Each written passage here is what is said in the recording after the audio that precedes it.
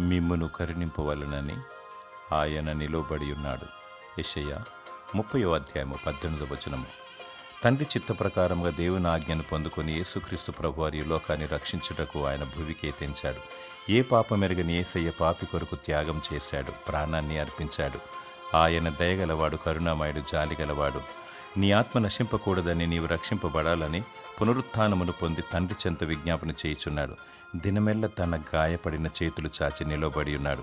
యేసు నిన్ను ప్రేమించుచున్నాడు. ఏ ఒక్కరు నశించడం దేవునికి ఇష్టం లేదు.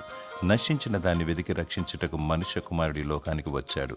శాంతి సమాధానము లేక ఎటుతోచని స్థితిలో అంధకారములు కొట్టుమిట్టాడుచున్నావు. శాంతి సమాధానమును, ఆదరణ, నెమ్మదిని దయచేవాడు దేవుడు. యేసు చెంతకురా, ఆయన నిన్ను కరుణిస్తాడు. దేవుని స్తుతించు. దేవుడు కరుణ కటాక్షములను కిరీటముగా నీకు దయచేయునుగాక. ఆమేన్.